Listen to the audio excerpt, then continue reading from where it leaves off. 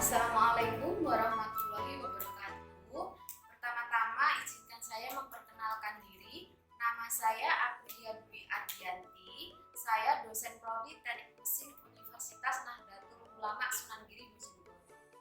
Saya memulai karir menjadi dosen pada semester genap 2015-2016, tepatnya pada bulan Oktober 2015. Saya masuk sebagai dosen di prodi S1 Teknik Mesin dan mengampu mata kuliah Fisika 2 dengan bobot SKS 3 SKS dan jumlah mahasiswa 10 mahasiswa. Sebagai dosen, saya mempunyai kewajiban memenuhi tridharma perguruan tinggi, yaitu pendidikan dan pengajaran, penelitian dan pengabdian kepada masyarakat. Alhamdulillah, setiap semester saya telah memenuhi semua aspek tridharma perguruan tinggi ini, melakukan pengajaran, penelitian, dan pengabdian kepada masyarakat. Pada semester ini, saya mengampu 4 mata kuliah, yaitu Fisika Dasar 1 dan Matematika Teknik 1 pada prodi Teknik Mesin semester 1, yang masing-masing berbobot 3 SKS dengan jumlah mahasiswa 43 mahasiswa. Kemudian pada semester 3 prodi Teknik Mesin, saya mengajar mata kuliah Termodinamika Teknik dengan bobot SKS 3 SKS dengan jumlah mahasiswa 37. Dan Kalkulus 2 pada prodi Sistem Komputer semester 7 yang mempunyai bobot 2 SKS dengan jumlah mahasiswa 16. Pada setiap tahun ajaran, saya mempunyai mata kuliah wajib yang sesuai dengan background pendidikan saya, yaitu S1 Fisika dan S2 Pendidikan Sains, yang mana mata kuliah ini menjadi mata kuliah wajib pada jabatan fungsional saya, yaitu mata kuliah Fisika Dasar 1. Dalam awal pembelajaran, saya sebagai perancang program pembelajaran akan melakukan analisis kinerja dan kebutuhan dalam pembelajaran. Karena dalam setiap kelas akan mempunyai konsepsi awal yang berbeda terhadap mata kuliah Fisika Dasar 1 yang akan saya sampaikan selama 1 semester. Analisis tersebut saya lakukan dengan memberikan soal pretest di awal pembelajaran. Itu dapat dilihat hasilnya pada penelitian yang telah saya lakukan, yaitu tentang pengembangan tes diagnostik untuk mendeteksi miskonsepsi pada perkuliahan fisika materi usaha dan energi. Kemudian menentukan model pembelajaran seperti apakah yang paling efektif untuk digunakan dalam penyampaian bahan dan penentuan strategi yang menarik dan memelihara minat mahasiswa agar tetap mampu memusatkan perhatian terhadap penyampaian materi yang dilaksanakan. Mata kuliah Fisika Dasar 1 ditujukan untuk mengenalkan konsep dasar fisika dan dinamika di tingkat sarjana teknik mesin.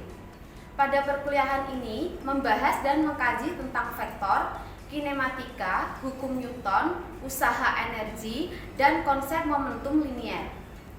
Seperti yang kita ketahui, selama 2 tahun terakhir ini negara kita dilanda pandemi COVID-19 yang tentu saja sangat mempengaruhi proses pembelajaran, yaitu proses pembelajaran secara luring digantikan dengan secara daring. Di sini sebagai seorang pendidik harus bisa memanfaatkan teknologi untuk menyampaikan materi agar proses pembelajaran tetap bisa berlangsung secara optimal dan mencapai tujuan pembelajaran yang telah ditentukan. Selama pandemi COVID-19 ini, proses pembelajaran daring saya memanfaatkan aplikasi Microsoft Teams dan didukung dengan YouTube, web pribadi, dan WhatsApp. Dalam proses perkuliahan sehari-hari, yang utama saya menggunakan Microsoft Teams, mulai dari absensi, proses pembelajaran, pemberian bahan ajar, pemberian tugas, UTS, dan UAS dilakukan menggunakan Microsoft Teams. Untuk mendukung pemantapan proses pembelajaran, saya juga memanfaatkan aplikasi YouTube. Saya sering mengunggah materi pembelajaran yang sudah saya rekam sebelumnya ke channel YouTube saya. miafada.tv.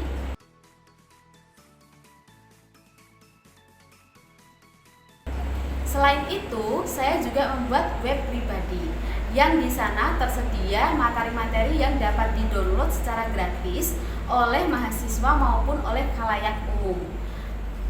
Web pribadi saya aprilia.miafada.com.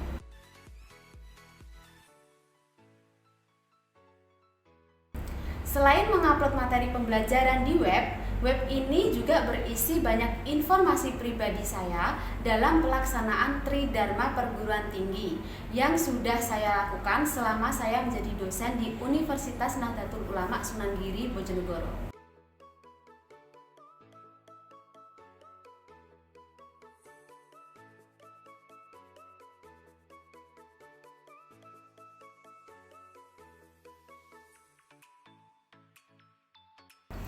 Dengan harapan besar, yang mengunjungi web ini bisa mendapatkan ilmu serta referensi kegiatan-kegiatan yang mempunyai nilai-nilai positif dalam pelaksanaannya.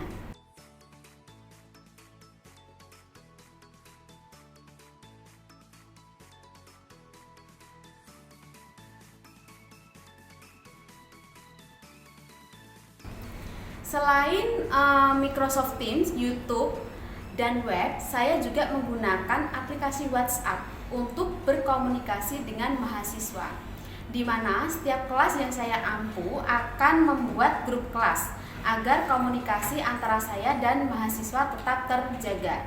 Contohnya, ketika saya berhalangan hadir dan harus mengganti jadwal, maka akan didiskusikan di dalam grup WhatsApp tersebut.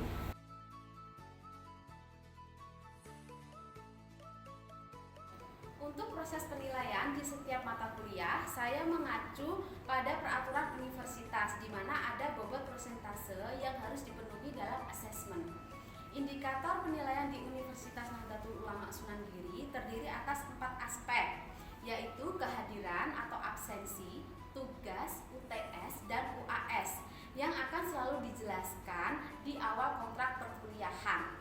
Bisa dilihat pada rekaman perkuliahan kontrak awal perkuliahan di channel YouTube saya Miafada TV.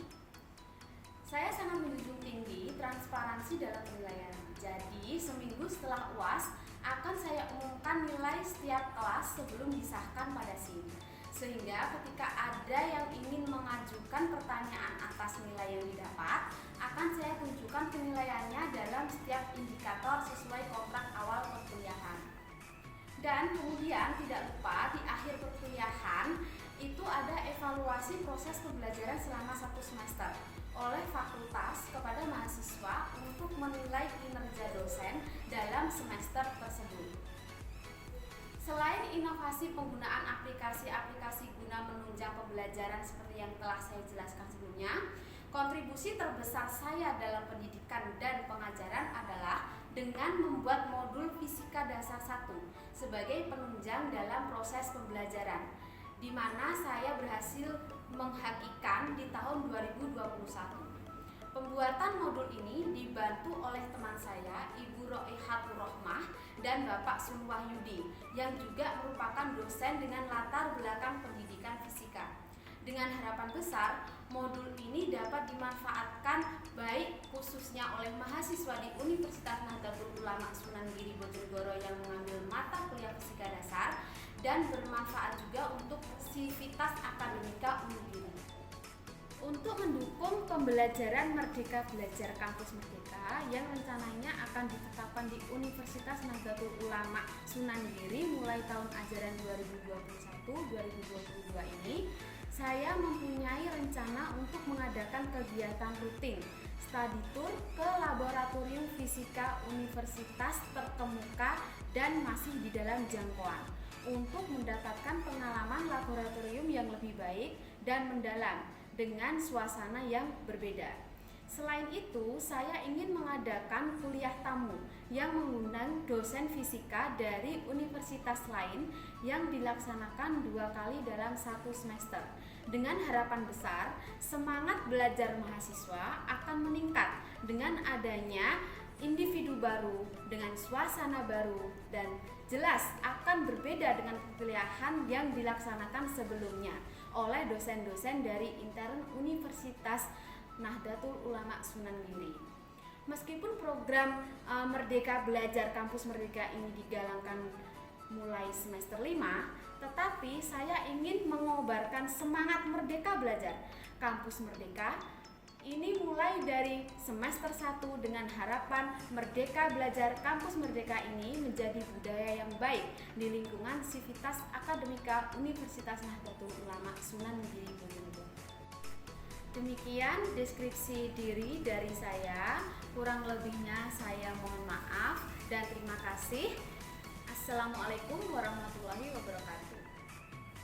Berikut ini ada cuplikan perkuliahan e-learning saya menggunakan aplikasi Microsoft Teams.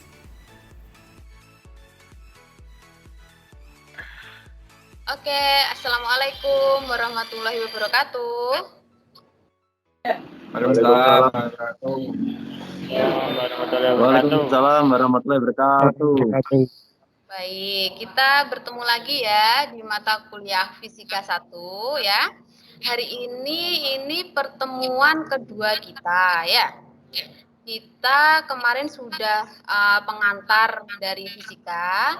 Sekarang kita akan lanjut ke pertemuan kedua. Pertama-tama jangan lupa untuk absensi ya, seperti biasa. Absensinya sudah saya kirimkan di post file ya. Sudah absen semua ya? Sudah, Bu. Nah, kita mulai ya untuk perkuliahannya ya. Saya share screen dulu.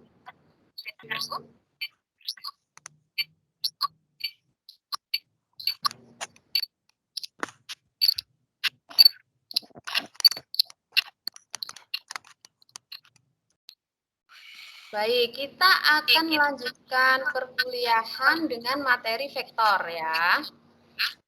Nah, di sini capaian pembelajaran mata kuliah di materi vektor ini adalah mahasiswa mampu memahami dan menjelaskan besaran vektor dan skalar, serta mampu menerapkan operasi matematika vektor dan skalar tersebut ya. Baik, kita mulai dengan vektor. Vektor itu adalah besaran yang terdiri dari dua variabel, yaitu besar dan arah. Kalau skalar kemarin itu besaran yang bagaimana kemarin? Skalar yang memiliki nilai doang, Bu. Oh iya, yang hanya memiliki besar atau nilai saja ya. Ya, Faiz ya. Wah, terima kasih ya. Sebagai contoh di sini, besaran vektor adalah perpindahan. Ya, ini contohnya. Di sini vektor digambarkan dengan huruf cetak tebal. Misalkan di sini adalah vektor A, ya. Nah, atau diberi tanda panah di atas huruf juga boleh seperti ini. Ini menyatakan suatu besaran vektor ya. Dalam handout ini, handout yang sudah Ibu share ya tentunya di di sini juga sudah di file, nanti bisa dicek ya. Nah, di sini vektor dinyatakan oleh huruf yang dicetak tebal ya. Di sini ada vektor R, yaitu perpindahan dari titik mula-mula yaitu titik A dan ke titik B. Perpindahannya itu dinyatakan oleh vektor R ya. Ini contoh beberapa vektor, yaitu ada vektor A, B, C, dan D. Nah, di sini bisa diperhatikan sudah Ibu beri warna masing-masing ya. Yang mana besar dari masing-masing vektor ini sama atau berbeda ya kira-kira? Sama atau berbeda?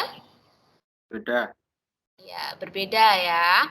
Nah, di sini bisa diperhatikan vektor A itu dia seperti ini, sama panjangnya dan sama panjang saja dengan vektor C. Sedangkan untuk vektor A, B, dan D mempunyai arah yang sama, tetapi nilainya yang berbeda. Kalau yang vektor A dan C boleh diperhatikan di sini, dia mempunyai besar yang sama, tetapi arahnya berbeda ya.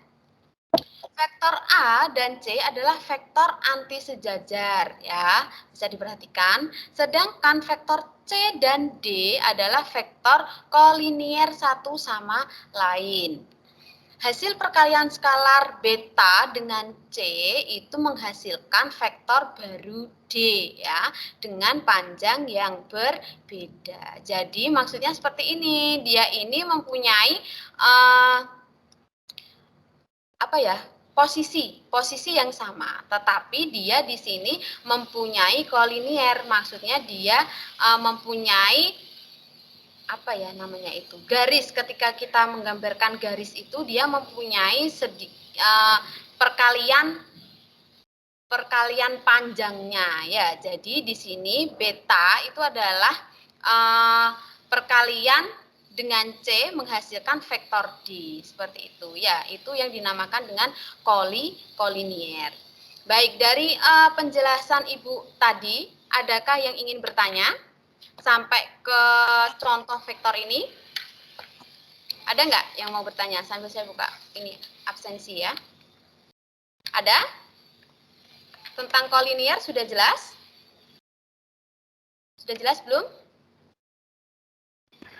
Ya, Bu, juga. Oh, sudah ya. Oke, jadi saya ulangi lagi, kalau kolinier ini mempunyai hubungan ya, dua vektor mempunyai hubungan satu dengan yang lain yang diperbedakan dengan skala tadi ketika digambar di margin garis putus-putus ya. Nah, jadi di sini satu vektor dengan vektor yang lain itu dapat dituliskan hubungannya yaitu dengan scaling ya, atau skala ya. Jadi kalau di sini skalanya itu adalah beta. Jadi beta itu merupakan skala dari vektor D hubungannya dengan vektor C, seperti itu. Kita lanjut ke penjumlahan vektor ya. Penjumlahan vektor R yang menyatakan perpindahan A ke B dan vektor S menyatakan perpindahan B ke C, menghasilkan vektor T yang menyatakan perpindahan A ke C. Ya, jadi yang mula-mula itu diketahui vektor R, kemudian ada vektor S ya. Nah, ketika dia dijumlahkan maka menjadi vektor T yang mana perpindahan dari A ke C. Itu ya.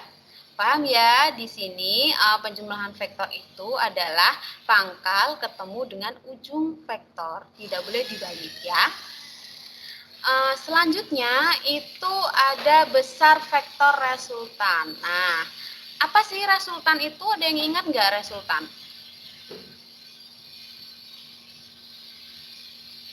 Resultan adalah? Ayo. Ayo, apa resultan?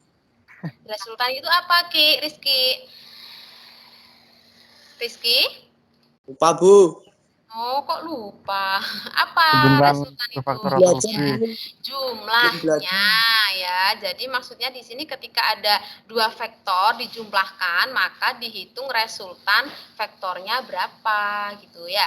Itu ada persamaan 1,1, yaitu besarnya adalah akar R kuadrat plus S kuadrat min 2RS cos theta. Nah, ini ketika ada dua vektor dijumlahkan, dia akan membentuk suatu sudut. Ya, yang mana ketika ditanya tentang vektor resultannya, itu menggunakan perumusan 1,1. Ya. Paham ya, Nak? Paham ya? Paham, Bu. Kita lanjut. Itu tadi tentang penjumlahan vektor. Kalau sekarang kita masuk ke pengurangan vektor ya. Nah, di sini misalkan ada vektor A dikurangi dengan vektor B dinyatakan sebagai, diperhatikan, penjumlahan dari vektor A ditambah dengan vektor B tapi dikasih negatif atau negasi ya, sehingga di sini menjadi vektor A dikurangi vektor B. Ketika digambarkan di sini dia akan menjadi vektor D ini ya. Paham ya? Paham. Paham ya? Paham nggak? Coba ini ada vektor A. Nah, kalau B itu ke sini, berarti kalau main B-nya itu ke sini. Nah, ketika digabungkan itu akan menjadi D. Ya. Oke ya? Paham? Paham. Paham ya? Alhamdulillah. Paham, Bu, paham. Oke, kita sekarang lanjut ke contoh ya. Coba semuanya sambil boleh menulis atau merengreng atau coret-coret ya. Fisika tidak mungkin tidak pakai coret-coret ya. Oke, sekarang diperhatikan. Sebuah mobil bergerak ke utara sejauh 20 km. Kemudian bergerak ke barat ya, sejauh 40 km.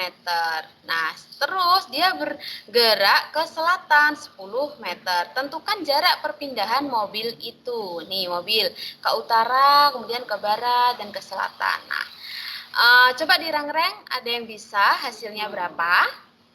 20.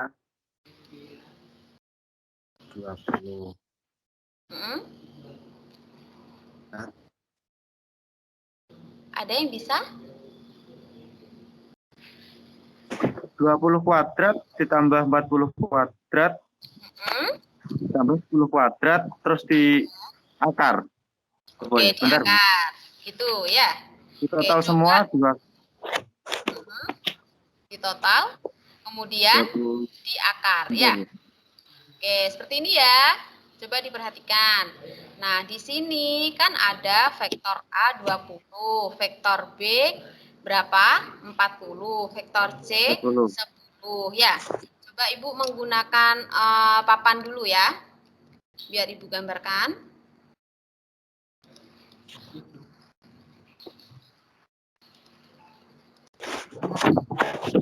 Halo Nandang. Nandang? Iya, Bu. Ya. Oke, bentar ya, pakai mic type dulu. Semuanya sambil reng-reng ya, jadi biar paham. Oke, coba. Tadi ada berapa ke utaranya, Pak Is? 20. Oke, ke utara 20. Kemudian ke barat berapa? 4. 40 gini ya. Kemudian ke selatan 10. Ini kan berarti ditanya ini ya. Berapa? Coba diperhatikan. Vektor yang 20 dengan yang 10 ini kan dia mempunyai apa? Yang Panjangnya berbeda. Maksudnya dia sejajar ya. Tidak. Oke, kalau sejajar berarti seperti ini ya, Nak. Ini dia 20. Halo? ya. Masih terdengar? Kelihatan nggak ini papannya? Kelihatan. Berarti kan ini 20 dengan 10 bisa dikurangi. Dikurangi, Bu. Sehingga menjadi berapa? Caranya berbeda, Kang. Berarti di sini tinggal menjadi seperti ini ya. 10 terus 40. Nah, tinggal Tetap di 40. sini. Nah, seperti ini ya. Paham? Ya, paham. Sehingga resultannya berapa, Mu'id? Akar 10 akar 17, Bu. Total semua. akar 17 ya. Itu dari mana kalau dari sini berarti?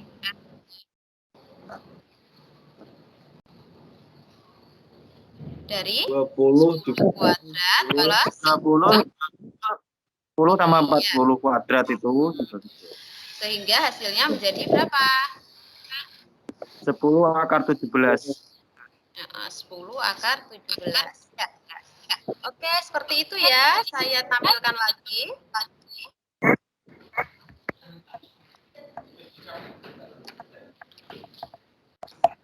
Ini ya. 10 akar 17 dari akar 40 kuadrat ditambah 10 kuadrat. Ya. Oke ya. Paham sampai di sini ya? Baik. Oke, itu contohnya. Sekarang ada tugas ya.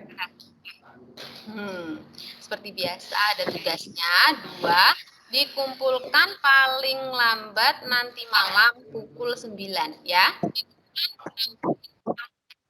Iya, Akan Bu. saya share, Ya. akan saya share di sini. Akan saya share di Teams untuk materi dan tugasnya ya. Jadi seperti biasa nanti tugasnya dikerjakan di Microsoft Teams ya.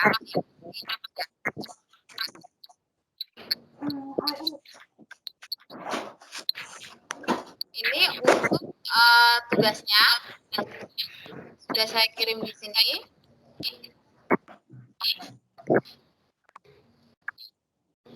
Dan juga untuk materinya ya, vektor. Ya. Oke, nanti semuanya bisa langsung mendownload di sini ya. Oke, Nak? Oh iya, maaf Yap. kok tugasnya di sini. Tugasnya kita upload di assignment ya. Jadi nanti semuanya harus mengumpulkan di sini. Oke? Kalau tidak dikumpulkan di sini, saya tidak menerima ya. Jadi di sini nanti kan bisa terlihat siapa yang mengirimkan dan tidak. Tugas vektor ya. Dikerjakan secara individu.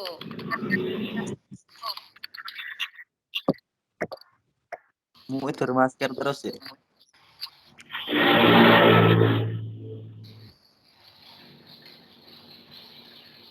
Oke. Gimana ini tugasnya? Tunggu ya. Sebentar. Terakhir malam ini ya, Nak. Nih, saya bikin. Ya, Bu. Ya. Time due-nya saya bikin hari ini.